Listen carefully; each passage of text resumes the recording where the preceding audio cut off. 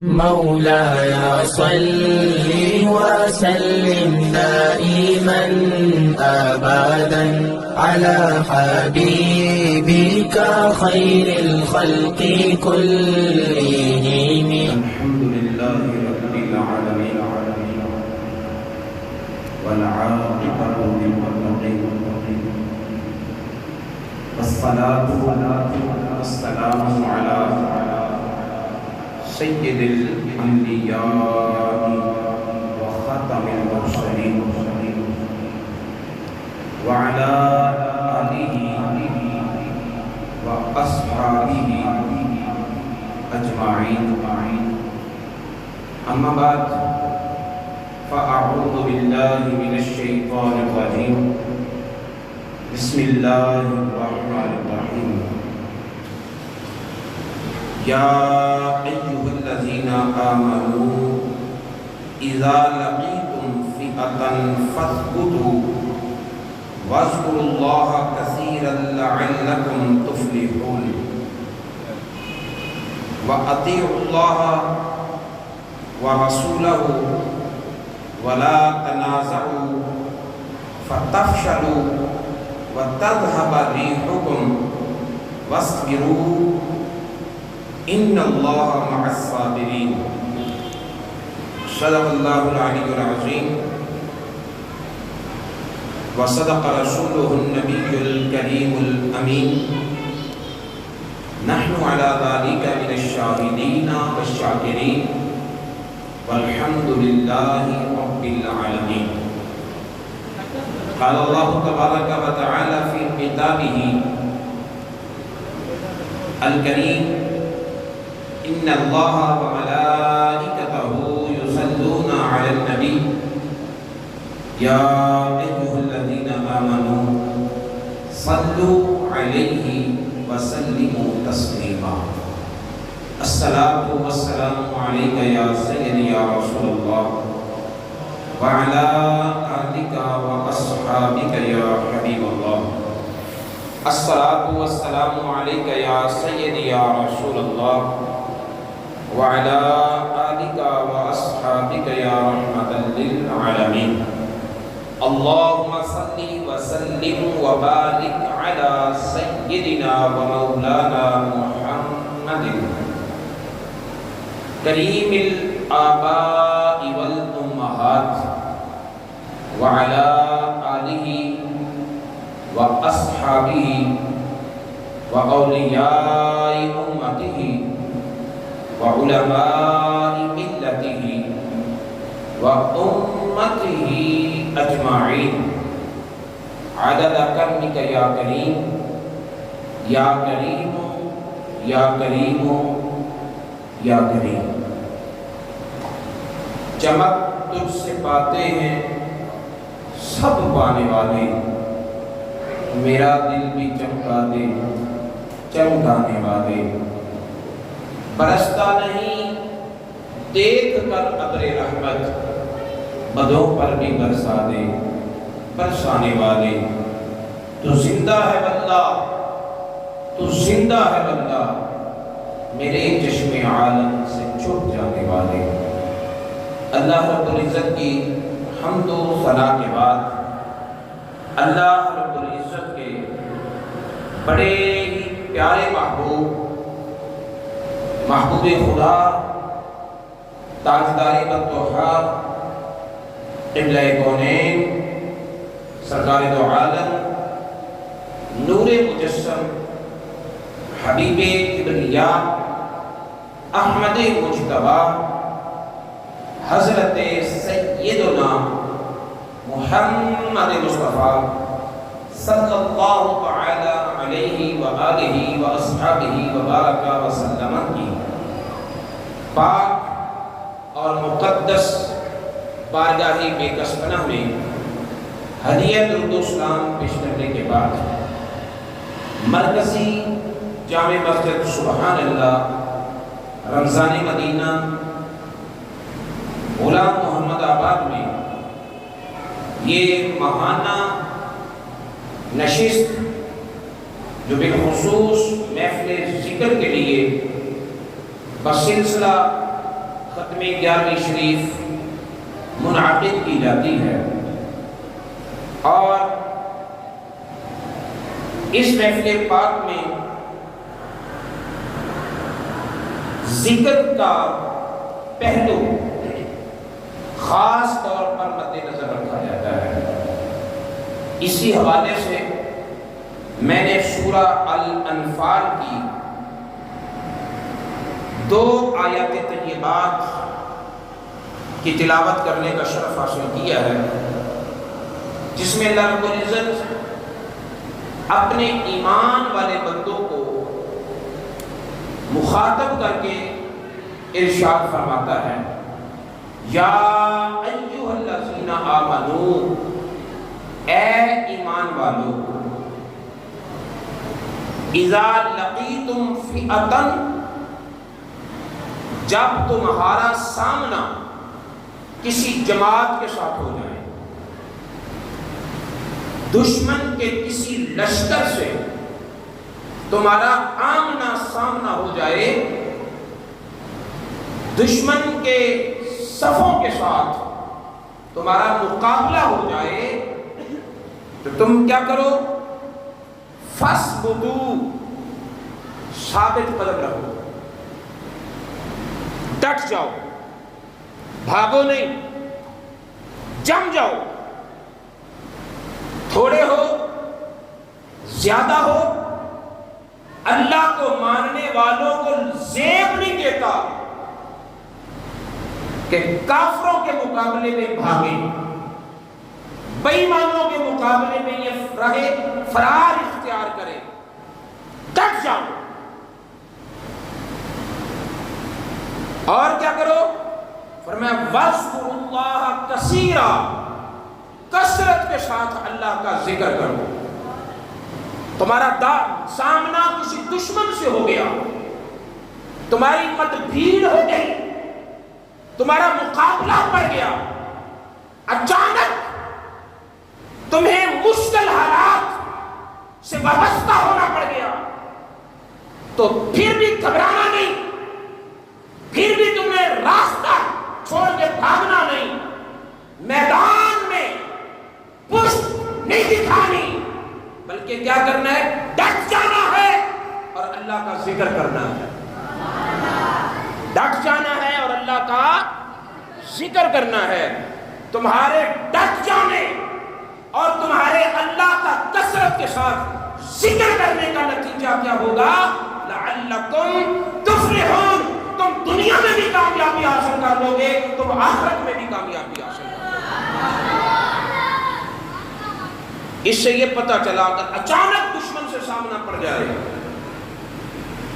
حالات مشکل سامنے آ جائیں، تو 2 چیزیں ہیں، ڈٹے رہو، اللہ کا ذکر کرو۔ مشکل حالات سے نپٹنے کا یہ طریقہ ہے، حالات کی سختیوں کا مقابلہ کرنے کا یہ طریقہ ہے، اور اللہ رب العزت نے قرآن میں یہ تربیت کی کہ اے میرے ایمان والے بندو، جب بھی تمہیں مشکل حالات سے سامنا کرنا پڑے، چلاؤ نہیں، چیخو نہیں، پریشان ہو کر واویلا نہ کرو، بھاگو نا، مشکلوں سے بھاگو نا، مشکلیں تمہارے پیچھے بھاگ پڑیں گی، بلکہ ڈٹ جاؤ اور ان کی آنکھ میں آنکھ ملا کر ان کا مقابلہ بھی کرتے رہو، اپنے رب کا ذکر بھی کرتے رہو۔ اللہ کا ذکر یہ تمہارے ہر مشکل میں تمہارا مددگار ہے۔ حضرت قبلہ قاری محمد اغیث صاحب تشریف لائے،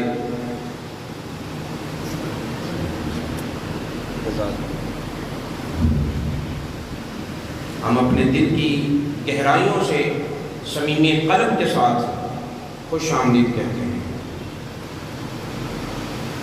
تو ایک اللہ تعالیٰ نے یہ حکم دیا کہ اے ایمان والو، جب بھی تمہارا کسی جماعت کے ساتھ سامنا ہو جائے، ڈٹ جاؤ، اللہ کا ذکر کرو، اور اللہ کا ذکر کثرت سے کرو تاکہ تم فلاح پا جاؤ۔ اور دوسرا فرمایا اطیعوا اللہ، اللہ رب العزت کی اطاعت کرو، جو اللہ تعالیٰ نے تمہیں حکم دیا ہے، ورسولہ، اور اللہ کے رسول نے جو تمہیں حکم دیا ہے، اللہ اور اللہ کے رسول کی اطاعت کرو۔ اطاعت کا معنی ہوتا ہے حکم ماننا۔ اطاعت کا کیا معنی ہوتا ہے؟ بول لیجئے، حکم ماننا۔ ایمان والوں کو یہ اللہ کا حکم ہے کہ میرا حکم مانو، میرے رسول کا حکم مانو۔ جب ہمیں پتہ چلے گا کہ اللہ تعالیٰ ہمیں کیا حکم دے رہا ہے، پھر ہی ہم حکم مانیں گے نا۔ تو اس کا مطلب ہے پہلے یہ سیکھیں کہ اللہ ہمیں کیا کہتا ہے، پہلے یہ علم حاصل کریں کہ اللہ رب العزت کے کیا احکامات ہیں، پھر اطاعت ہوگی۔ تو کس سبجیکٹ کو پڑھنے سے پتہ چلے گا، کس کتاب کو پڑھنے سے پتہ چلے گا، کون سا سلیبس ہمیں بتائے گا کہ اللہ کے احکامات کیا ہیں، کون سی یونیورسٹی سے پتہ چلے گا کہ اللہ رب العزت کے احکامات کیا ہیں، کون سے کالج سے پتہ چلے گا کہ اللہ رب العزت کے احکامات کیا ہیں۔ اللہ کے احکامات کو بتانا، اگر یہ ذمہ داری نبھانے والا کوئی سلیبس ہے تو وہ اللہ کا قرآن ہے، اور جہاں یہ سلیبس پڑھایا جاتا ہے وہ اللہ کے گھر، یہ مساجد ہیں۔ مساجد اور مدارس سے پتہ چلے گا کہ اللہ کے احکامات کیا ہیں۔ لہذا تمہیں قرآن سے جڑنا ہوگا،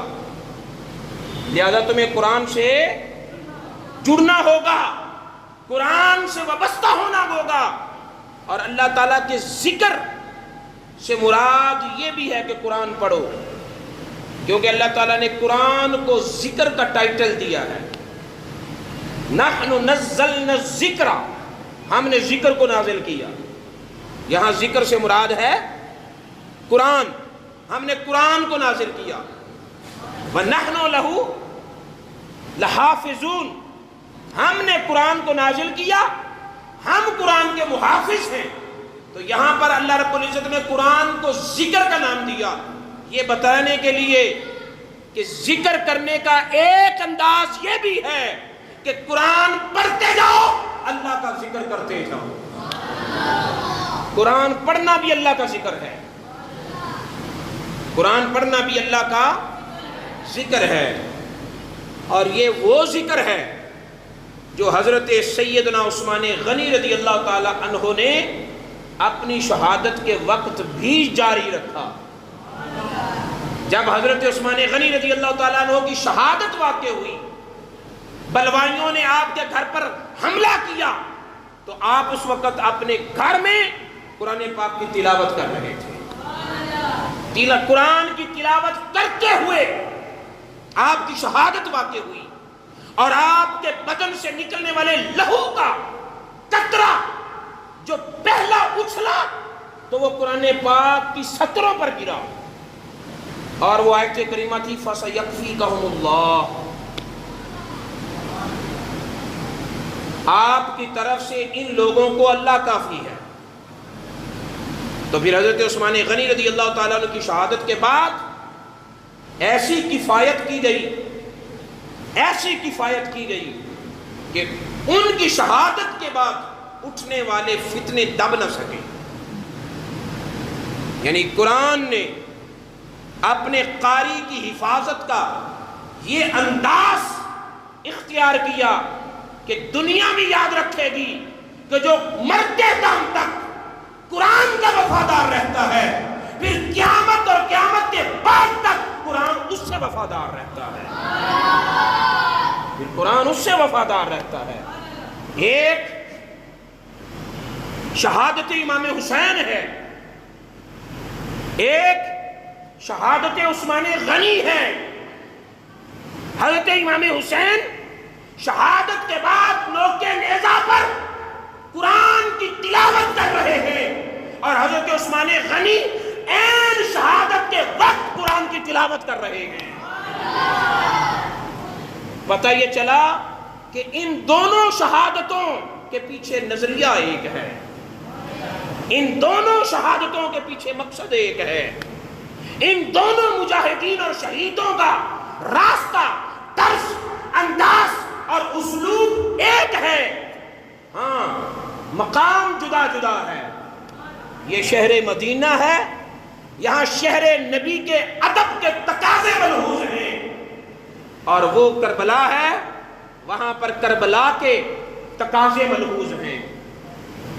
تو حضرت امام حسین رضی اللہ تعالیٰ عنہ کی شہادت، جو شہادت امام حسین، شہادت عثمان غنی رضی اللہ تعالیٰ عنہ کے ساتھ جڑی ہوئی ہے۔ حضرت امام حسین رضی اللہ تعالیٰ عنہ کی شہادت کے وقت ان کا 3 دن پانی بند کیا گیا۔ کتنے دن؟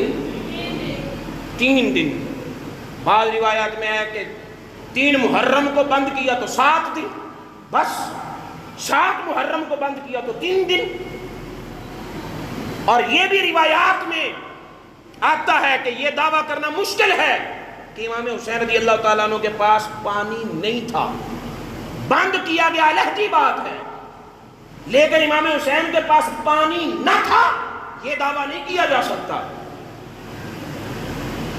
یہ نہیں دعویٰ کیا جا سکتا، اس لیے کہ تاریخ میں یہ بات اور یہ روایات موجود ہیں کہ 10 محرم کو امام حسین رضی اللہ تعالی عنہ جب اپنے جنگی لباس کو پہن کر میدان جہاد میں آئے تھے تو تازہ غسل فرما کے آئے تھے۔ یہ تاریخ کی روایات میں موجود ہے، ہم آنکھیں بند نہیں کر سکتے، ہم خطابت کے ذوق میں، لہر میں بیٹھے ہوئے اور لوگوں کے مزاج کا احترام کرتے ہوئے حقائق کو بدل نہیں سکتے۔ آپ نے تازہ غسل کیا اور میدان جہاد میں تشریف لائے، پانی بند ہوا، ختم نہیں ہوا، بند ہوا ختم نہیں ہوا۔ حضرت امام حسین رضی اللہ تعالیٰ عنہ کا چند دن تک پانی بند رہا، حضرت عثمان غنی رضی اللہ تعالیٰ عنہ کا 40 دن تک پانی بند رہا، 40 دن تک۔ وہ کربلا تھا، یہ مدینہ منورہ تھا، وہ نہر فرات کا پانی تھا، اور یہاں اس کنویں کا پانی تھا جس کنویں کو خرید کر وقف بھی عثمان غنی نے کیا تھا، جس کنویں سے پانی بچہ بچہ پی رہا تھا اور مان رہا تھا کہ یہ کنواں اسلام اور مسلمانوں کو حضرت عثمان غنی نے دیا ہے، لیکن اسی کنویں کا پانی عثمان غنی کو نہیں دیا جا رہا تھا رضی اللہ تعالی عنہ۔ اور حضرت عثمان غنی رضی اللہ تعالیٰ عنہ سے مطالبہ کیا تھا؟ خلافت چھوڑ دو، خلافت چھوڑ دو۔ حضرت امام حسین سے مطالبہ کیا تھا؟ خلافت کی طرف نہ آؤ۔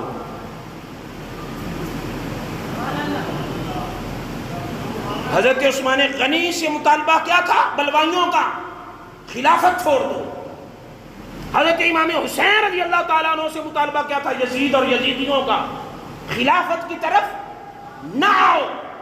ادھر حضرت عثمان غنی رضی اللہ تعالیٰ عنہ کو رسول اللہ صلی اللہ علیہ وسلم نے فرمایا تھا کہ اے عثمان، ان قریب اللہ تعالیٰ تجھے ایک قمیض پہنانے والا ہے، اللہ تجھے ایک قمیض پہنائے گا، کچھ لوگ تجھ سے مطالبہ کریں گے یہ قمیض اتار دو، میں اللہ کا رسول کہتا ہوں کہ وہ قمیض نہ اتارنا، جب میرے پاس آنا تو وہ قمیض پہن کر آنا۔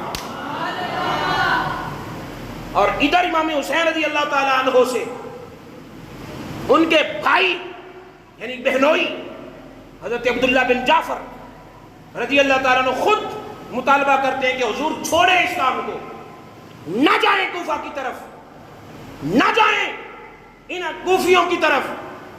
تو حضرت امام حسین رضی اللہ تعالیٰ عنہ کیا کہتے ہیں؟ حضرت امام حسین رضی اللہ تعالیٰ عنہ فرماتے ہیں کہ میں نے خواب میں رسول اللہ صلی اللہ علیہ وسلم کو دیکھا ہے، مجھے رسول اللہ صلی اللہ علیہ وسلم نے کوئی حکم لگایا ہے، اور اللہ کی قسم جو مجھے اللہ کے رسول نے کہا ہے وہ کرتے رہوں گا۔ وہ کیا کہا ہے؟ فرمایا راز کی بات ہے، بتانے کی اجازت نہیں ہے۔ یعنی ادھر عثمان غنی رضی اللہ تعالیٰ عنہ کی شہادت کے پیچھے اشارہ مصطفیٰ ہے، ادھر امام حسین رضی اللہ تعالیٰ عنہ کی شہادت کے پیچھے اشارہ مصطفیٰ ہے، وہ بھی قضاء و قدر کے تقاضے پورے کر رہے ہیں، تسلیم و رضا کے تقاضے پورے کر رہے ہیں، یہ بھی قضاء و قدر کے تقاضے پورے کر رہے ہیں، تسلیم و رضا کے تقاضے پورے کر رہے ہیں۔ تو قرآن اللہ کا ذکر ہے، قرآن اللہ کا ذکر ہے، اور یہ وہ ذکر ہے جو امام حسین رضی اللہ تعالیٰ نے نوکے نیزہ پہ کیا، حضرت عثمان غنی رضی اللہ تعالیٰ نے بوقت شہادت کیا، اور یہ ذکر جاری رہا، اور جب بوقت شہادت یا بعد شہادت یہ ذکر جاری رہا تو صدیاں گزر گئیں، نہ قرآن کے اس قاری کا تذکرہ ختم ہوا، نہ قرآن کے اس قاری کا ذکر ختم ہوا۔ پتہ یہ چلا کہ قرآن مرنے نہیں دیتا، قرآن مٹنے نہیں دیتا، قرآن کبھی کسی کو پستیوں کی طرف جانے نہیں دیتا، یہ عظیم الشان ذات کا کلام ہے، اور جو اس سے وابستہ ہو جاتا ہے وہ بھی عظمتیں پا جاتا ہے۔ اللہ تعالیٰ نے فرمایا میری اطاعت کرو، میرے رسول کی اطاعت کرو، اور اللہ کی اطاعت تب ممکن ہے جب ہمیں اللہ تعالیٰ کے احکامات کا پتہ چلے، اور احکامات کا پتہ تب چلے گا جب اس کتاب کا ورد کریں گے جس کتاب کو اللہ نے ذکر کا نام دیا ہے اور حکم دیا ہے وَاذْكُرُوا اللَّهَ كَثِيرًا، اللہ کا ذکر کثرت سے کرو، کثرت سے کرو، اتنی کثرت سے کرو کہ تمہاری سانسیں کم پڑ جائیں لیکن اللہ کی یادیں کم نہ پڑیں، سانسوں پر یادوں کی ذکر کا غلبہ ہو جائے۔ پھر اللہ رب العزت نے ارشاد فرمایا وَلَا تَنَازَعُوا، آیات کو مکمل کر رہا ہوں، آپس میں نہ جھگڑو۔ کیا کہا؟ آپس میں اللہ تعالیٰ نے حکم دیا، یہ قرآن تمہیں بتا رہا ہے آپس میں نہ جھگڑو۔ یہ ذکر کا فائدہ ہے کہ جو بندہ ذکر کرے گا اللہ کا، یعنی اللہ تعالیٰ کے نازل کیے ہوئے ذکر، یعنی قرآن کی تلاوت کرے گا، قرآن کو پڑھے گا، سمجھے گا، تو اللہ کا یہ ذکر یہ فیض دے گا کہ تمہارے گھروں کے جھگڑے ختم ہو جائیں گے، گھروں کے جھگڑے ختم ہو جائیں گے۔ فرمایا نہ جھگڑو آپس میں، بھائی بھائی کے ساتھ نہ جھگڑے، پڑوسی پڑوسی کے ساتھ نہ جھگڑے، کسی قوم کا فرد اپنی قوم کے فرد کے ساتھ نہ جھگڑے۔ اے ایمان والو آپس میں نہ جھگڑو، معاف کر دو، نظر انداز کر دو، غصہ پی لو، عفو و درگزر سے کام لو، صبر اور استقام کا پیکر بن جاؤ، حلم اور حوصلے کا مظاہرہ کرو، آپس میں نہ جھگڑو۔ اگر تم آپس میں جھگڑو گے فتفشلوا، تو بزدل بن جاؤ گے۔ آپس میں جھگڑنے والی قوم دشمن سے لڑ نہیں سکتی، بزدل ہو جاتی ہے۔ آج ہماری قوم افسوس کے ساتھ آپس میں جھگڑنے لگے، الیکشن کی صورت میں یہ آپس میں جھگڑتے ہیں، پھر اقتدار پا کر بھی اسلام کے لیے نہیں لڑ سکتے، کیونکہ یہ آپس میں جھگڑنے والی قوم ہے نا، یہ دشمن سے نہیں جھگڑ پائے گی، یہ اسلام کی خاطر نہیں لڑے گی۔ جب اسلام کی عزت کی بات ہوگی، پیغمبر اسلام کی عزت کی بات ہوگی، پھر یہ امن کا درس دیں گے، اور جب اپنے الیکشن اور اپنے اقتدار کی بات ہوگی پھر ہاتھ میں کلیشن گن ہوگی، پھر ہاتھ میں گن ہوگی، پھر ہاتھ میں پسٹل ہوں گے، پھر گاڑیوں میں اسلحہ ہوگا، پھر انہیں فائرنگ کی جائے گی، گریبانوں سے پکڑا جائے گا، جھگڑا جائے گا، آن لائن انٹرنیٹ پر ایک دوسرے کے خلاف بکواس کی جائے گی۔ اس وقت امن نہیں یاد ہوگا، بولو تو صحیح، اس وقت امن نہیں یاد ہوگا، اس وقت انہیں معاشرے کو محفوظ رکھنے کے تقاضے، ضابطے، اسباب کچھ بھی یاد نہیں رہے گا۔ لیکن جب بات عزت، اسلام کی عزت اور پیغمبر اسلام کی عزت کی بات آئے گی پھر یہ امن کے پیکر بن جائیں گے. کیوں؟ اس لیے کہ یہ آپس میں جھگڑنے والے ہیں. اور میرے اللہ نے فرمایا لا تنازعوا، آپس میں نہ جھگڑو. اگر تم آپس میں جھگڑو گے فتفشلوا، بزدل بن جاؤ گے. آپس میں جھگڑنے والے کیا بنیں گے؟ بزدل بنیں گے. ایک اور دوسرا یہ نقصان ہوگا وَتَذْهَبَ رِيحُكُمْ، تمہارا روب ختم ہو جائے گا. تمہارا روب ختم ہو جائے گا. رسول اللہ صلی اللہ علیہ وسلم نے فرمایا نصرت بالرعب، میری مدد کی گئی ہے روب کے ذریعے. ابھی میرا دشمن 3 مہینے کی دوری پر ہوتا ہے کہ اس کی ٹانگیں کانپنے لگتی ہیں، اس پر مصطفیٰ کا روب طاری ہو جاتا ہے. آج بھی اگر کوئی رسول اللہ کا وفادار بن جائے، دین اسلام کا چوکیدار بن جائے، تو وہ بولتا پاکستان میں ہے اور اس کا دبدبا امریکہ تک جاتا ہے. سینکڑوں میلوں کی مسافت تک اس کا روب چھا جاتا ہے.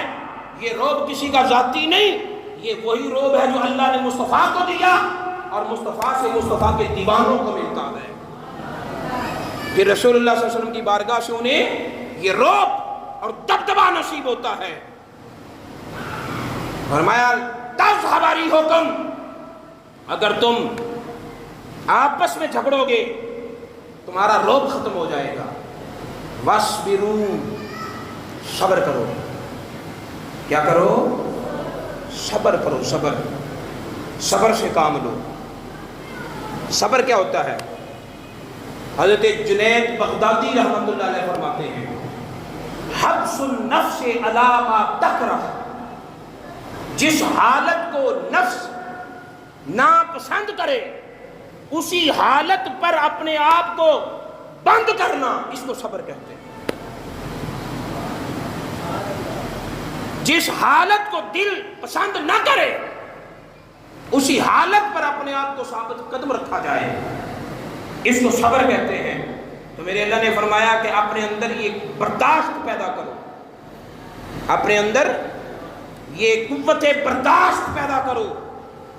ان اللہ مع الصابرین، اس لیے کہ جو لوگ صبر سے کام لیتے ہیں، صبر کو اختیار کرتے ہیں، صبر کو اپنے اندر پیدا کرتے ہیں، تو ان لوگوں کو سب سے بڑا انعام یہ ملتا ہے کہ اللہ کی معیت حاصل ہو جاتی ہے.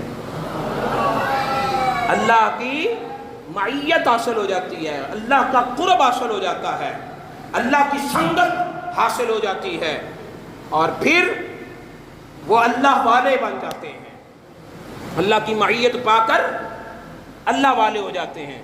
تو ان آیات میں اللہ رب العزت نے کتنی باتوں کا ارشاد فرمایا ایمان والوں کو.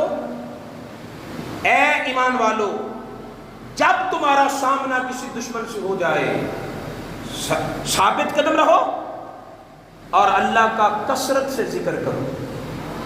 ثابت قدم رہو اور اللہ کا کثرت سے ذکر کرو. وہ باتیں اور عام حالات میں بھی اللہ اور اللہ کے رسول کی اطاعت کرو، جو بغیر قرآن و حدیث کے ممکن نہیں.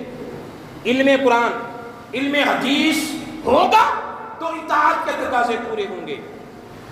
اور فرمایا آپس میں نہ جھگڑو ورنہ بزدل ہو جاؤ گے، تمہارا روب ختم ہو جائے گا. اور آخری بات یہ ارشاد فرمائی کہ صبر سے کام لیا کرو. کیا کیا کرو؟ صبر سے کام کی لیا کرو. اور صبر کا فائدہ یہ حاصل ہوگا کہ جو صبر کرنے والے ہیں اللہ تعالیٰ ان کے ساتھ ہے. وہ کبھی اپنے آپ کو تنہا نہ سمجھیں، کبھی بھی اپنے آپ کو. صبر کس چیز کا نام ہے؟ صبر کے 3 رکن ہیں، 3 اجزاء ہیں. 3 چیزیں ایک ساتھ جمع ہوں تو اس مجموعے کا نام صبر ہے. سب سے پہلی بات ترک الشکایہ،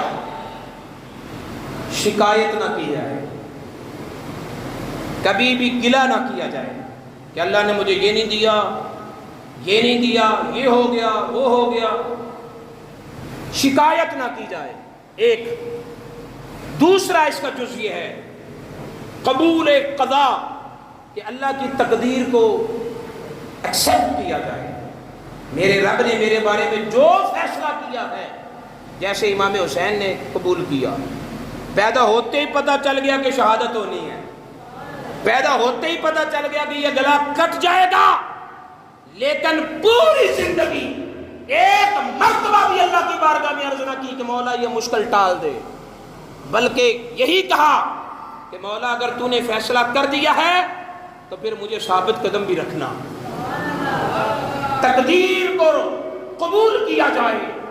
اور تیسرا ہے صدوق رضا، یعنی ماتھے پر شکن ڈال کے اللہ کی تقدیر، اللہ کے فیصلے کو نہ مانا جائے، بلکہ مسکرا کے اللہ کا فیصلہ قبول کیا جائے، اللہ کی تقدیر پر راضی بھی رہا جائے۔ جب یہ تین چیزیں، ترک شکایت، قبول قضا، صدوق رضا، تین چیزیں اکٹھی ہوں تو صبر بنتا ہے۔ اللہ فرماتا ہے جن کو صبر مل جائے سمجھ لے کہ مجھے خدا مل گیا ہے۔ جو صبر کرنے والے ہیں پھر اللہ ان کے ساتھ ہوتا ہے۔ اللہ تعالی ہمیں عمل کی توفیق عطا فرمائے۔ وما علینا الا البلاغ۔ مولاي صل وسلم دائما أبدا على حبيبك خير الخلق كلهم